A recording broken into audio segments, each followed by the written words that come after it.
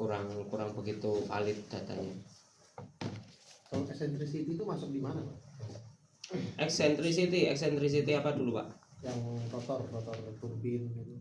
Oh, rotor turbin itu berarti masuknya displacement itu. Oh, displacement. Displacement. Itu ngukurnya pakai itu dan pakai proximity. Dan juga kalau kita ngukur rolling elemen bearing pakai proximity probe itu juga nggak representatif juga datanya. Untuk analisanya nggak nyambung lah ibaratnya.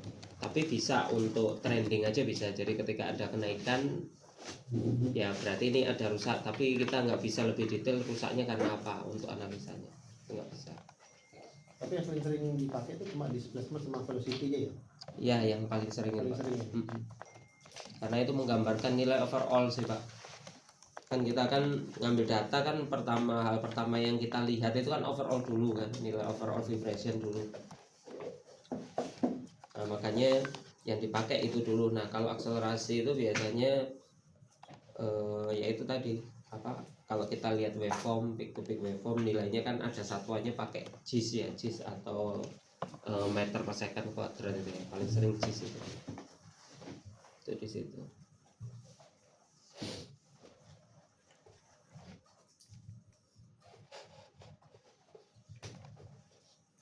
Nah ini untuk amplitude vibrasi ini ada peak to peak, ada peak, ada RMS ya. Yang paling umum kalau di velocity itu ataupun di akselerasi itu RMS. Kalau peak to peak itu biasanya di ini di displacement. Yang tadi kan apa mils, mikron gitu kan, sekian mikron itu biasanya satuannya peak to peak. Kenapa umumnya seperti ini? Karena di ISO itu kebanyakan seperti ini, Pak. Jadi di ISO itu jadi velocity itu RMS gitu kan. Nilai velocity itu dalam bentuk RMS kalau di ISO. Walaupun bisa dikonversi ke peak ya, tapi kan nanti akan kerja dua kali kan. Lebih baik kita udah ada standar ISO-nya, kita ukurnya sudah sesuai standar ISO, kita masukkan udah beres, kita sudah tahu langsung status equipmentnya apa.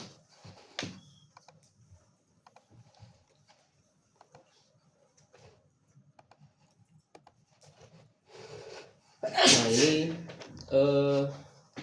ada frekuensi unit. Kalau di sini itu ada hertz ya, yang paling banyak kita gunakan itu hertz. Itu siklus per detik. Ada juga siklus per menit, CPM.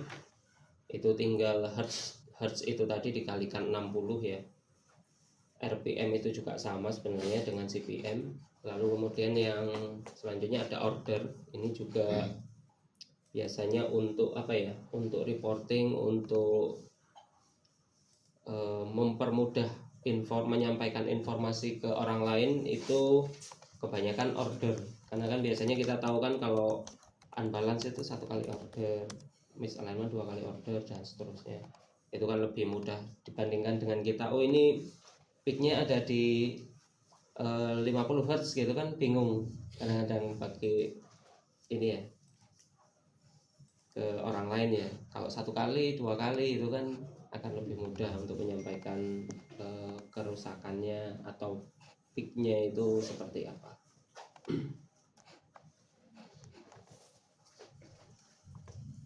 Nah ini nanti biasanya bahasa di reporting seperti ini.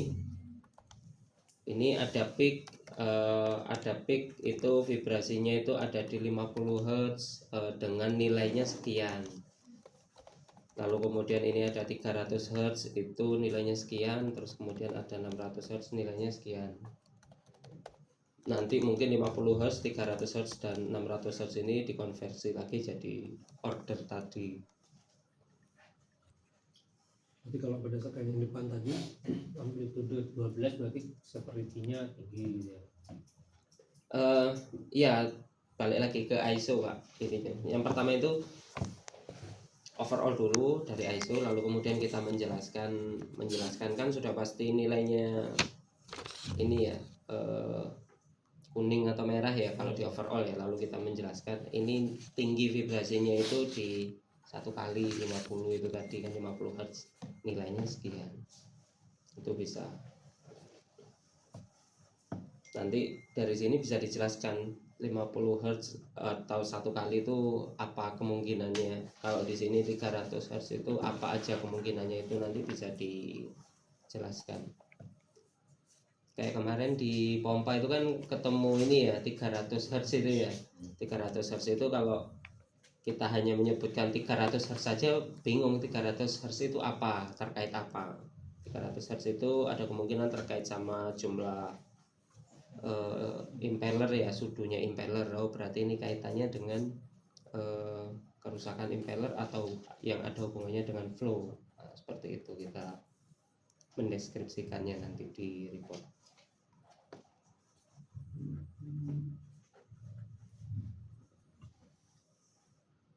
Nah ini kalau ini banyak juga. Ini kan ada 108 Hz sekian, 1395 Hz, vibrasinya sekian dan seterusnya. Nah kita fokus itu kita cari Pak satu-satu. Jadi misalnya ini contoh 1008 Hz itu kaitannya dengan frekuensi apa. Lalu 1395, 2400 itu juga masing-masing kerusakannya apa.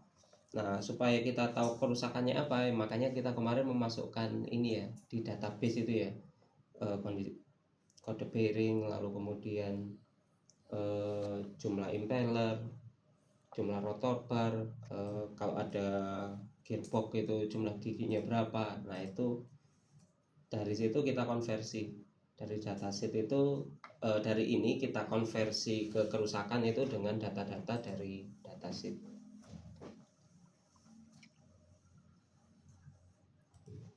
Oh, berarti ini Pak untuk kayak rotor bar, jumlah rotor bar itu ngaruh ke ini. Iya.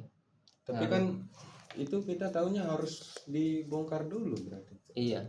Atau nanti akhirnya bisa ini ya, bisa mengira-ngira sih. Kalau rotor bar kan biasanya 30 ke atas jumlahnya. Nah, itu kita menduga aja awalnya. Misalnya ada peak, itu kok ada peak nilainya itu lebih dari 30 atau 40 sekian gitu kan, 40 sekian order ya. Ya kita curiga aja ke sana. Kan kita tinggal yang 40 sekian itu kan mungkin cuma rotor bar aja, kita cari sumber yang lain. Kalau sumber yang lain nggak ada ya berarti tingkat kecurigaan kita akan lebih kuat kan. Kalau itu rotor bar. Contohnya juga mungkin kayak bearing dan sebagainya. Kadang-kadang kita nggak punya kode bearing, tapi ciri-ciri kerusakan bearing itu kan ada cukup spesifik. Nanti saya jelaskan terkait bearing. Berikut bentuk-bentuknya. Nah ini yang tadi, ini masih di spektrum ya Pak. Spektrum, jadi kalau di x-aksis itu frekuensi, itu sumber kerusakannya apa. Kalau di y-aksis itu tingkat kerusakannya, keparahannya atau severity-nya.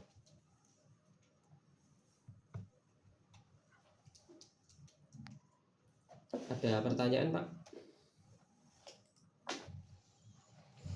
Masih dasar sih. Itu Pak, coba minta tolong jelasin lagi yang order itu Pak, masih belum. Coba Nah, cara cara ini order ya. Cara ini order itu mudahnya adalah kita bagikan hertz tadi, kita bagikan dengan RPM-nya. Jadi misalnya ini kita ketemu 3000 RPM ya. 3000 RPM itu berarti kalau kita konversi ke hertz kan 50 hertz ya. Lalu kita misalnya punya frekuensi, kita punya peak itu 150 hertz. Ya berarti 150 Hz dibagi 50 Hz putaran RPM dalam bentuk Hz itu tadi kan ketemu 3. Berarti itu kita menyebutnya 3 order. gampangnya kelipatan. Ya kelipatan putaran RPM-nya. Jadi ya itu tadi kalau di spektrum ya ini ya contoh lagi yang kemarin ada kita ketemu 300 Hz ya di pompa itu kan. Kita ketemu peak 300 Hz lalu kemudian putarannya kan 50 Hz ya, kita bagi aja 300 dibagi 50 berarti 6 Ya. 6 order berarti. Nanti itu mempermudah aja, 6 order itu 6 order atau 6 kali biasanya 6x gitu ya. Itu apa kaitannya mungkin sama ya, makanya kita curiganya ke fan ya, impeller. Nanti kalau 2 kali itu kan biasanya misalignment. Kalau 1 kali itu ada unbalance, ada struktural dan sebagainya. Itu mempermudah analisa. Karena kalau 50 Hz kita harus tetap membagi ya, tetap membagi. Cuman di report itu yang paling gampang menyampaikannya pakai order. Per RPM berarti Pak. Iya, RPMC equipment itu dibagi. Dikonversi ke hertz. Apa namanya untuk yang spektrum tadi itu bisa menentukan untuk pola operasi juga nggak ya? Misalnya kayak kan itu keparahan kayak misalnya unbalance, terus apa namanya misalignment itu apakah nanti bisa untuk menganalisa lebih kayak kita ngatur pola operasinya seperti itu? Bisa aja. Cuman kalau untuk unbalance dan misalignment itu tidak tergantung sama operasi sih Pak. Yang tergantung itu biasanya sama flow ya. Makanya yang kemarin kan ada operasional itu yang pressure-nya berapa Pak? 2,8 ya? Ya. 2,8 itu vibrasinya tinggi karena hubungannya sama flow kan, bukaan valve dan sebagainya. Itu jadi menghasilkan vibrasi tinggi. Tapi kalau dinaikkan pressure-nya jadi 3, sekian, Turun. kavitasinya turun, lalu kemudian vibrasinya juga jadi ikut turun. Nah, itu yang saya tahu yang bisa di apa ya, untuk ke pola operasi itu yang terkait flow itu aja Pak, atau load ya, flow atau load itu yang optimal seperti apa. Karena ada mungkin kalau pada akhirnya nanti kita sudah kepentok sama operasional, ya udah kita mungkin harus ini ya, adakan perbaikan. Kalau memang sudah mentok di Operasional. itu nggak bisa, atau bisa jadi nanti arahnya ke redesign lagi. Jadi kalau sudah dari maintenance, nggak bisa dari maintenance atau pemeliharaan harus seperti ini, dari produksi seperti ini sudah diputuskan ini desainnya salah nih, harusnya pipingnya seperti ini, kurang besar dan sebagainya. Berarti memang bisa sampai ke sana, bisa sampai redesign. Atau memang harus ada yang ngalah akhirnya, daripada redesign ya udahlah nggak apa-apa, kita sering-sering misalnya ganti bearing, ganti pompa misalnya. Ada yang seperti itu juga. Tergantung mana yang ngalah aja Pak akhirnya Pak. Lebih murah Viva itu.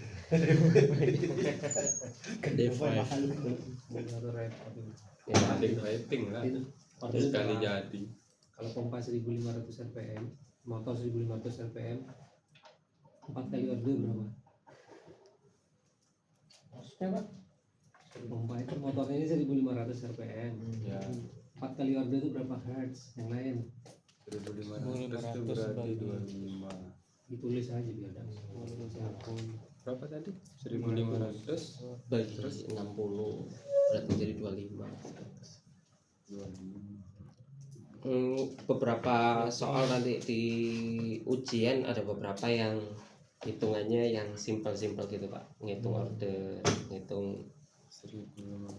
apa namanya ya, seperti ini dari CPM ke Hertz, konversi.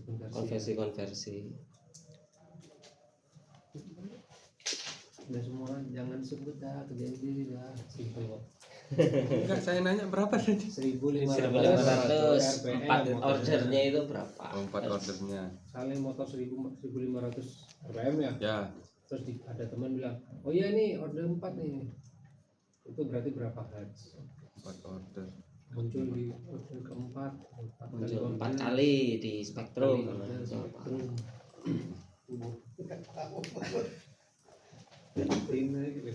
Bisa nggak? Daripada pakai HP kamu tulis, kalau ditulis baru paham langkah-langkahnya. 1525 kan?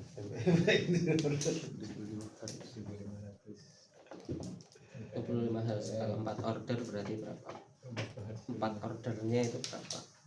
100. Speaker 60.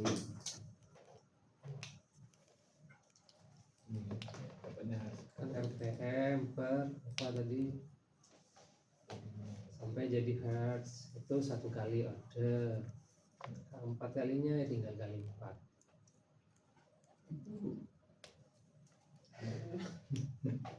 Ini kan 1.500. hasil yang RPM kan per menit. RPM ke hertz konversinya tahu kan? Nah, berarti kan 1.500 per 60 kan. Berapa kali?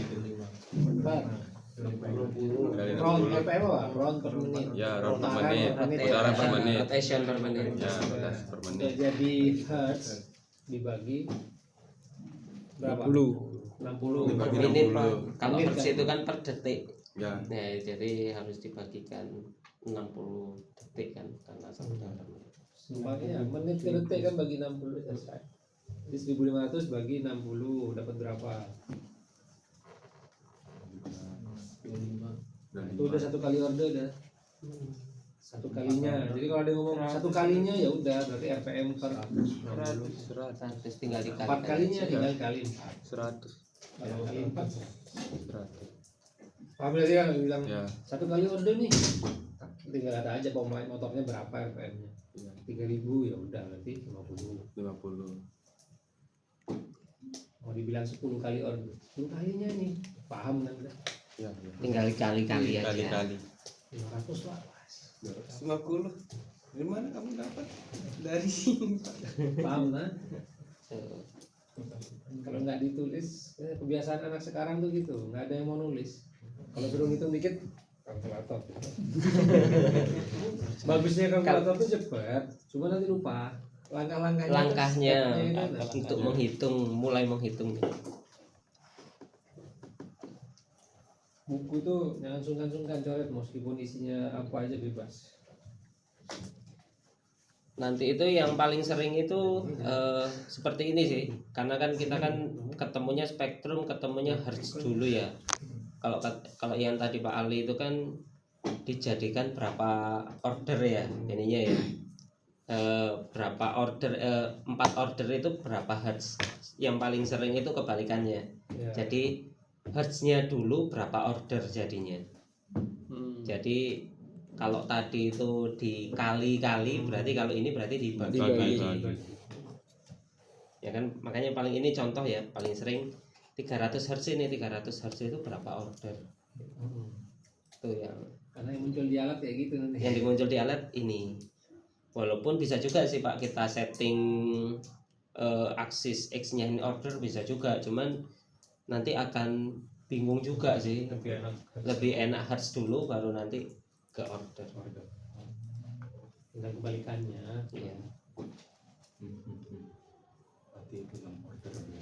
Nah, ini 6 order kalau RPM-nya 3000. Kalau RPM-nya 900 misalnya tinggal disesuaikan aja. Rem beda-beda lah ya. Enggak semua itu 3000 lah ya. Nah, makanya nanti mungkin akan jadi ini ya, kayak kemarin yang PA Van itu RPM mulai dari 60% sampai 100% ya, yaitu ordernya beda-beda kan, ordernya nanti bisa beda-beda. Karena yang order ketika 60% kan berarti RPM-nya sekian, 70% sekian, 80, 90, 100 kan RPM-nya sekian, berarti ordernya kan Beda-beda. beda-beda. RPM-nya beda. Iya. Itulah kenapa CPM tanya kalau lagi ngambil data, Mas RPM berapa CCR? Ya itu. Oh, Itu penting RPM itu untuk menentukan ini apa namanya minimal ya 1 kali ordernya berapa. Gitu. Kalau PA kan gampang ya 1 kali order ya ini. Gitu.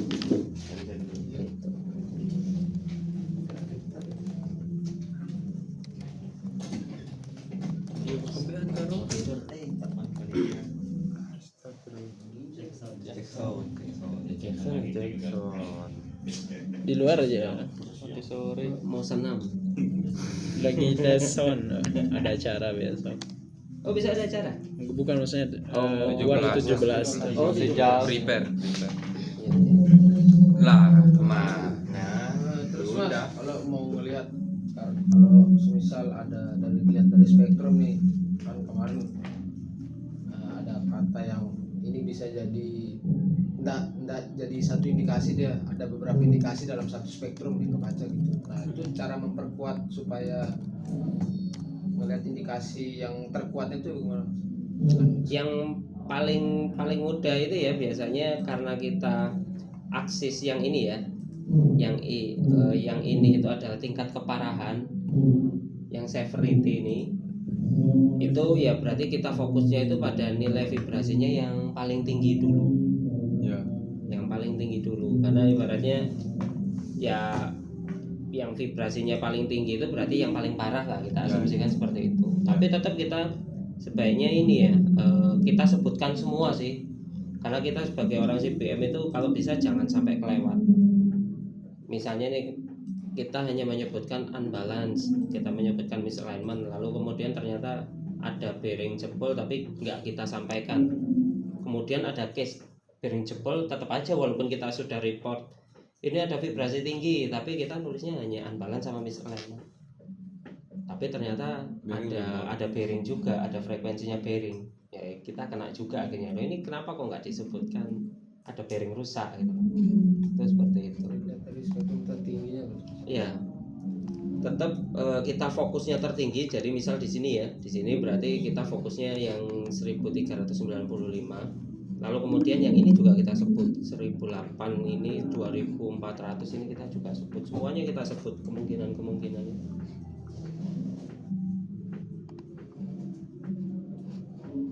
Tapi biasanya kalau saya lebih ini, jadi kalau yang tinggi itu findingnya saya urutkan nomor 1, nanti kalau yang nomor 2 itu lebih nggak parah, nomor 3 dan 4 lebih nggak parah lagi, yang paling parah yang nomor 1 gitu kan. Anak tangga. Jadi ibaratnya orang fokusnya yang nomor 1 dulu, nomor 2, nomor 3, nomor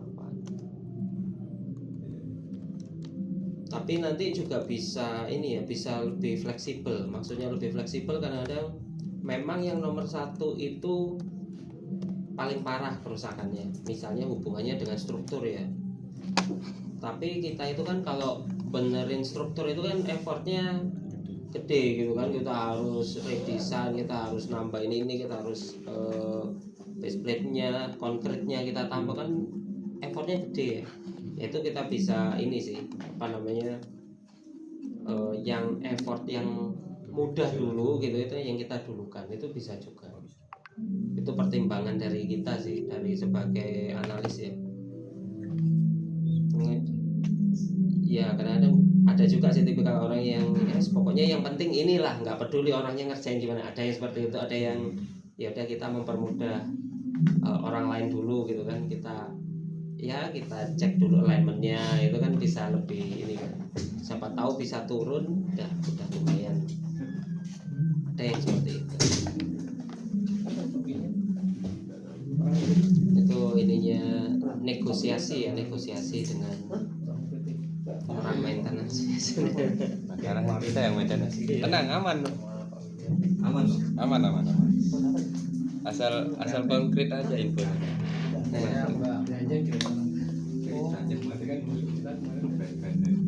Jangan main vibrasi doang. Vibrasinya apa dulu? Vibrasi udah. Vibrasinya kenapa? Pokoknya vibrasi ya. Jauh dah kalau kayak gini. Orang maintenance-nya bingung ya Pak ya. Ini mau diapain ini? Ada laporan rekomendasinya ada. Nah, Ya enggak lah sampai gitu. Percaya lah kalau sama si Iden, tenang. nah makanya mungkin dari teman-teman maintenance juga mungkin sebaiknya memang sedikit banyak tahu vibrasi gitu kan. Jadi bisa mengkonfirmasi hasil rekomendasinya dari teman-teman CPM kan. Ya.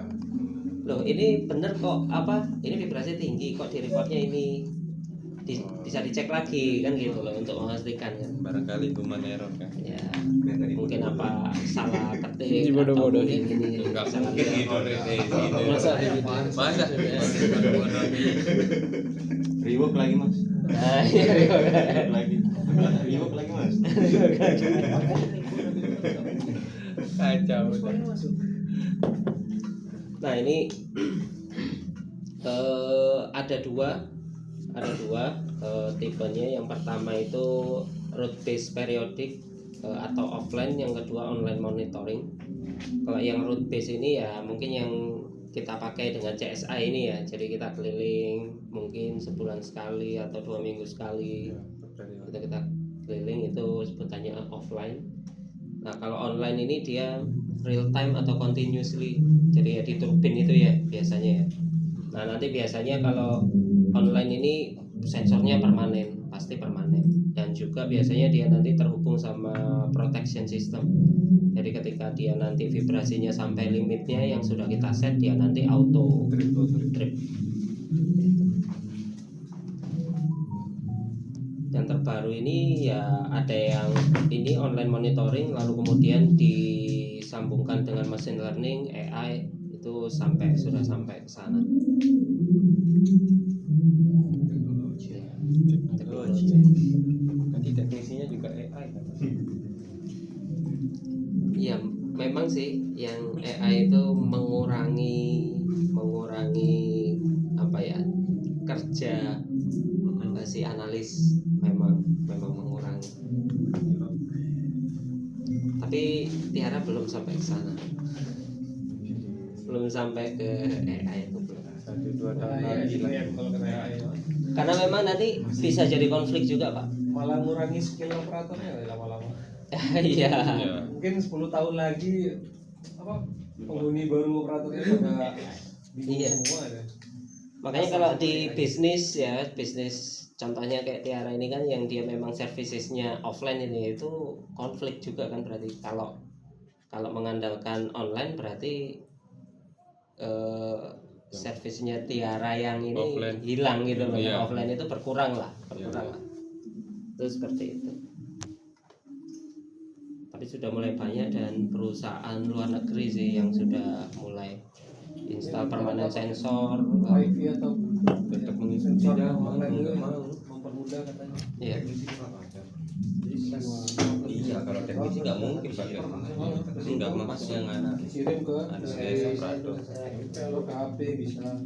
Bisa diakses AI itu di HP bongkar bak. pakai web base. Jadi ini udah langsung ini, nanti kemudian kalau dia sudah alarm kita bisa menerima notifikasinya. Oh ini pompa sekian ada alarm di apa, vibrasinya lebih dari alarm itu kapan, nanti sudah keluar langsung bentuk spektrumnya, waveformnya, bahkan bisa sampai dianalisa kayak kemarin N-Spectra kemungkinan ini itu sudah langsung bisa sampai.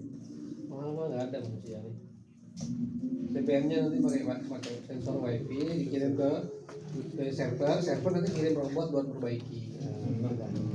Makanya yang bagian benerin robot. tapi kalau robotnya susah robotnya susah Bahkan bisa saya pernah ini tuh ngobrol itu sudah mulai terintegrasi sama CMMS Pak.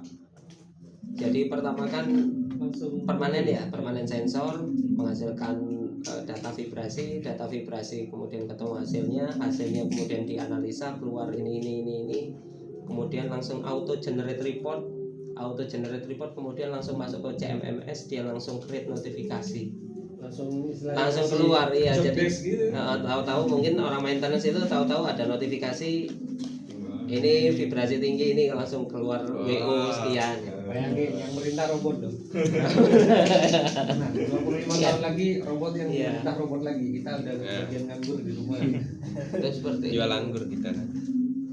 Semakin robotik semua emang sistem kita. Ya mau gimana lagi? Udah. Nah ini kalau di root based data itu trending, spektrum sama waveform. Nah ini yang trending ini juga penting juga Pak. Trending ini penting juga karena menurut saya trending itu posisinya lebih penting ya, lebih esensial dibandingkan dengan nilai ISO yang sudah kita terapkan ya. Contohnya adalah misalnya kita men-setting alarm limitnya itu di 4,5 gitu kan. Nah lalu kemudian vibrasi si equipment ini mungkin biasanya cuma 1,2, 1,3 gitu kan. Lalu kemudian suatu saat dia itu naik vibrasinya jadi 3,9. Dia kan secara ISO kan masih bagus ya, di bawah 4,5 ya, tapi kenaikannya dari 1,1 ke 3,9 itu kan 3 kali lipat lebih gitu kan. Nah itu pertanda kerusakan juga. Jadi kita walaupun dia masih B, tetap kita harus reportkan analisa itu terjadi kerusakan apa. Bisa jadi mungkin karena 1 bulan naiknya 1,1 ke 3,9, mungkin 1 bulan lagi nanti bisa Langsung, 7, bisa ya. 8 gitu kan. Nah itu kan bisa jadi kerusakannya akan parah gitu. Jadi makanya trending ini juga penting untuk analisa. Nah ini ini online ya, biasanya online itu untuk equipment yang super kritikal. Kalau di sini kan turbin generator, FDI defense itu harus ini ya, baiknya online monitoring, nanti tinggal lihat nilainya aja, overallnya. Ada beberapa itu yang di panel itu hanya ketemu angkanya saja Pak, tapi nggak bisa untuk analisa. Rata-rata masih Ya rata-rata masih seperti itu. belum bisa. Kalau yang apa ya, sistem One ya, punyanya GE itu kalau nggak salah ada yang versi terbaru sudah bisa kita narik data spektrum sama waveform, itu bisa. Ya, kita yang bagian bego. Tinggal mereka Itu narik. dia begini sepertinya. Akhirnya training naik. bahkan ada tool tambahan juga, ada tools tambahan. Jadi misalnya si panel itu, si sistem online monitoring itu memang generate seperti itu aja, tapi ada alat tambahan nanti ditambahkan di add-on, lalu kemudian nanti bisa diakses nanti jadi seperti itu. Yang online ya. Enggak yang kami sekarang. Iya itu kan online monitoring. Karena dia 24 jam. Betul. Ya lumayan akurat sih kalau dibanding ini. Ya, iya. Seberapa akurat sih bedanya sama DRA sama alat kita kan hampir sama ya. Sama aja Pak, Sama aja. sama aja. Kita cuma pembanding, takutnya alat error itu aja kan sebenarnya. Kalau misalnya ada pembacaan, oh vibrasinya kok naik nih tiba-tiba, ya udah CPM datang. Cuman Iya. ternyata aktual. Cuman pembanding. Gitu. Pembanding aja. Makanya kan Sama sih Pak, sama akurat. kalau terlalu kritikal aja gitu. Kan karena perlu ini ya, real time ya, yang perubahan sedikit aja bisa signifikan gitu kan, bisa penting gitu kan. Cafe, COD, event, efek-efeknya ngetrip. Kalau untuk analisa untuk itu berarti tetap penting teman SDM untuk trend untuk Saya kan cuma lihat trendingnya nanti. Oh Pokoknya naik nih gitu. Ada naik, nah itu panggil CPM, nanti narik data manual di situ. naik itu maksudnya dalam artian naiknya tiba-tiba atau naik cuma dikit ada trending. Sama trending pun kalau udah kelihatan di CCR teman-teman sampai sadar tuh berarti kan nggak wajar. Kalau cuma 0,0 ya udahlah. Cuma snack. Ya itu juga tergantung ininya, misalnya naiknya hanya 0,2 gitu kan, tapi ternyata secara 3-4 hari naik terus walaupun cuma 0,2 ya berarti kan ada sesuatu di sana. Itu bisa nanti kemudian gitu. Tapi kalau satu kali langsung naik tinggi ya langsung panggil, tapi kalau hanya naiknya sedikit-sedikit, kalau sudah 3 kali baru kemudian nanti panggil orang CPM. Nah itu yang susah yang naik. Ya kan kadang trending Kan kelihatan Pak istilahnya. Oh istilahnya kalau naik turun Naik lagi, turunnya udah. kan ya. Clear, kalau dia terus begini. Nah, kalau dia naik tapi nggak ada turun-turunnya tuh, nah itu jadi pertanyaan. Tapi kalau cuma naik, oh petir, teman-teman gitu. Kena gangguan petir naik, turun lagi ya. Kita tahu hujan ganggu berusaha kan, kena kena suatu. Naik nih, cepet kata abah nanti. Naik nih, cepet gitu. Petir bener ya ganggu ya. Spike tiba-tiba sih, nggak pernah ngalami. Enggak, ya pernahnya ini aja sih Pak, ya electrical, ada permasalahan electrical misalnya, kan itu kan instrumentasi ya, jadi mungkin ada groundnya yang ini, itu bisa juga. Kadang petir tuh apa petirnya atau suara keras ya nggak tahu ya. Kaget dia. Ayam. Yang biasanya naik gitu ya. Biasa nyantai dia ya. Iya. Apa? Kalau udah motor ayam ya. Kaget. Makanya kenapa kan kalau di proteksi itu kan nggak langsung Pak, jadi ketika dia langsung ada vibrasi langsung naik, dia nggak langsung. Jadi berapa detik data naik tinggi itu eksis gitu kan. Kalau misalnya sekian detik dia langsung otomatis langsung nge-trip. Tapi kalau hanya sekali tadi terus langsung turun lagi biasanya enggak. Kalau vibrasi main rule 2/3 nggak biasanya? Proteksi vibrasi. Oh saya kurang tahu Pak kalau yang itu. Biasanya kan kalau kayak panas, temperatur, terus pressure dan lain-lain itu kan ada rule 2/3 sensor. Oh, itu vibrasi Kurang tahu Pak kalau yang saya itu. iya maksudnya biasanya ada berapa masa horizontal 3, vertikal 3, aksial 3 gitu pasangan. Banyak sensornya bos. Nah, kalau sensor kayak kita ngomong sensor pressure mana gitu ya yang bisa bikin ngetrip nih, itu kan ada 3 biasanya minimal. Kalau satu yang ngaco, 2 normal, 2 berarti oke gitu kan, nggak aneh. Oh seperti itu iya ya. Tapi kalau sudah 2 yang baca nilainya itu over, berarti sensornya apa? Proteksinya kerja, berarti aqua. Kalau 2 dari 3 sensor itu bacanya ini. Oh iya. Kalau Bisa, di bisa. peralatan-peralatan yang ingat tapi di boiler rata-rata ya kayak gitu. Cuman kalau dipikir CBM vibrasi masa ya 3 sensor Iya. gitu kan. Kadang-kadang kita cuma satu sensor aja kan, kadang-kadang cuma Iya. 1-2 sensor aja kan. Cuman secara aturan aku nggak tahu tuh sebenarnya aturan itu berlaku nggak di CBM atau wis percaya sensor lah. Kalau ada spek lama ya udah berarti tripin aja langsung 1 sensor cukup. Biasanya kalau yang terkait proteksi saya nggak tahu sih Pak, ya, kalau yang terkait proteksi, tapi kalau yang terkait ini ya perlu data pembanding sih. Kalau online ya berarti kita perlu apa namanya ya, perlu yang offline itu untuk memastikan lagi. Kalau proteksi biasanya udah terlanjur trip. Nah ini Pak, ada selanjutnya ada transducer atau kita nyebutnya sensor ya. Sensor yang umum ada ini displacement probe, velocity transducer, dan accelerometer. Cuman memang yang akan sering kita ketemu itu yang pertama accelerometer yang kemarin itu. Kenapa pakai accelerometer padahal kita nilainya velocity gitu kan. Nah nanti ada alasannya. Lalu yang kedua itu displacement probe, ini yang nanti biasanya yang tadi di online monitoring di turbin.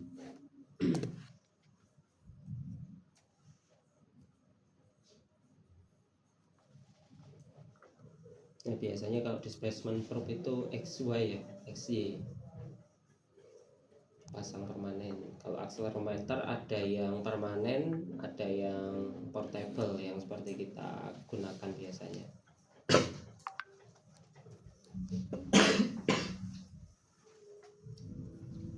Nah ini untuk sensor-sensor accelerometer Pak ya ini. Accelerometer ini yang paling sering kita pakai yang ini dengan sensitivity ini 100 mV per G.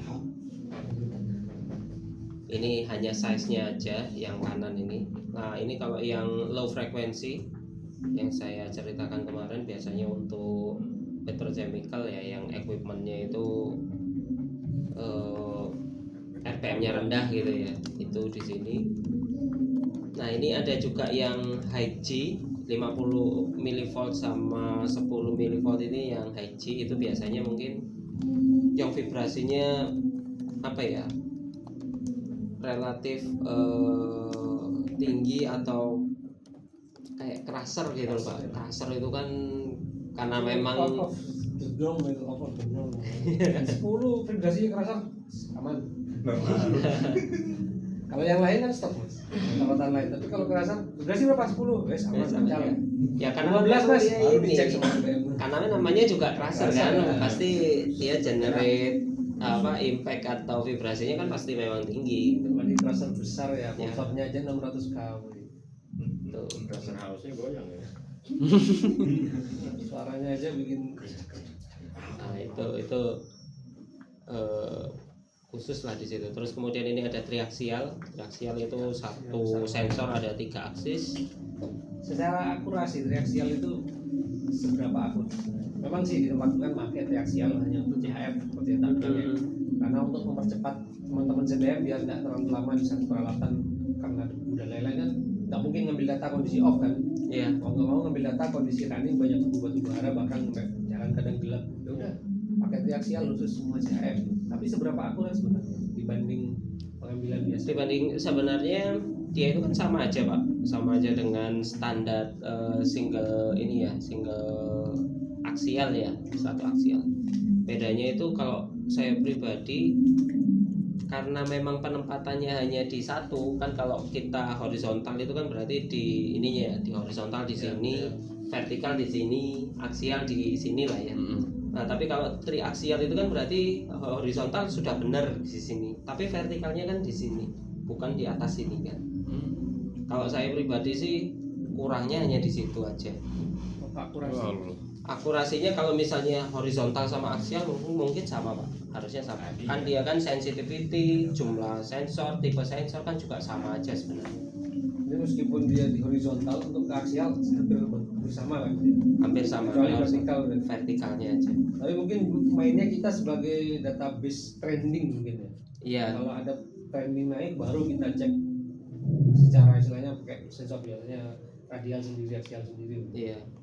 Selain itu juga Nanti oke aja. ininya lebih mahal juga kan kalau rusak, jadi biasanya jarang Oh, dipakai, aksialnya memang. lebih mahal. Lebih mahal, setahu saya lebih mahal daripada beli 3 sensor yang ini. Tapi kalau dipikir memang cepet sih, datang pasang, pindah, pasang. Iya. Sebenarnya kalau pengambilan datanya sama aja Pak, pengambilan datanya ya sama aja. Yang beda itu kita nggak makan waktu mindahin, gitu aja sih. Ya, lumayan lah 1 menit itu kalau di bawah kepungan asap debu Ya. udara itu lumayan 1 menit. Ya biasanya Nggak kalau apa-apa. betul. Nggak apa-apa kalau sama kita nanti, Pak. Nah, kalau udah jadi pasukan Ninja Warrior. Mantap Pak. Ini nanti Pak ada high time sensor, ini juga khusus karena sifatnya kan, kalau sensor ini namanya pakai piezoelektrik ya, itu cukup sensitif dengan high time. Jadi biasanya kalau sudah terlalu panas dia nanti pembacaan vibrasinya bisa error kan. Jadi makanya kenapa ini ada spesial sensor ya, ini pakai high time. Mungkin ada beberapa kayak di engine atau di gas turbin itu yang temperaturnya casingnya itu bisa sampai 350 derajat, itu harus pakai ini. Mungkin bisa sih pakai ini Pak, saya dulu pernah, jadi habis ukur sebentar langsung cabut, langsung dikompres pakai air dingin dulu. Nanti kalau sudah dingin ukur yang yang vertikal, lalu kemudian dikompres lagi, baru ukur yang ini. Soalnya kalau dibiarin terus-terusan rusak juga akhirnya elemen yang ada di dalam sensor.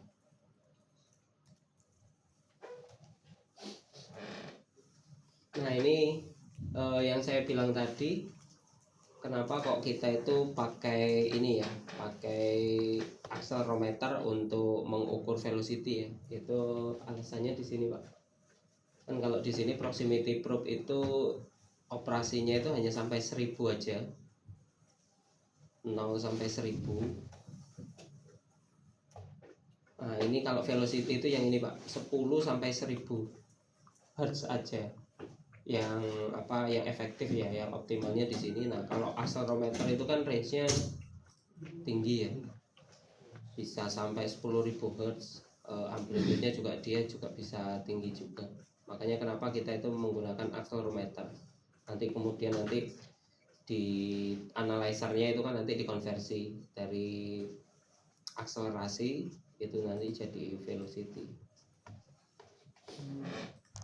Nah, tapi yang saya bilang tadi, accelerometer dan velocity ini nggak bisa ke proximity. Walaupun ini kan kalau kita lihat kan sama ya, tapi kenapa kok proximity nggak bisa dipakai? Karena yang diukur beda. Kalau accelerometer sama velocimeter itu kan yang diukur casing ya. Kita kan di bearing ya, casing kan. Nah, sedangkan kalau proximity itu dia itu langsung ke dalam shaftnya, ngukurnya langsung ke dalam shaftnya, pergerakan shaftnya.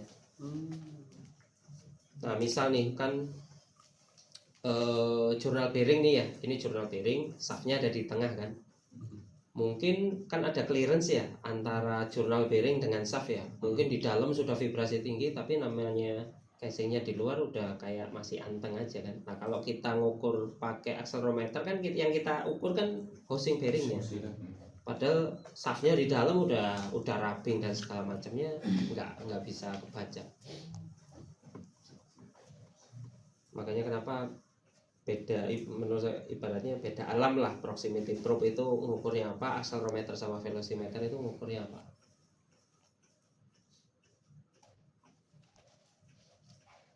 Nah ini safety ya, safety first juga. Kalau memang tidak memungkinkan untuk diambil data offline-nya, biasanya direkomendasinya nanti kita pasang sensor permanen accelerometer, lalu kemudian nanti tarik kabel, nanti tinggal dari toolsnya kita tinggal dihubungkan sama kabel yang terinstall itu. Kabelnya itu pakai apa, Pak? Apa Pakai UTV atau apa dia? kabelnya? Yang ke sensor tadi yang diam di alat tadi. Biar ndak dibongkar-bongkar kan.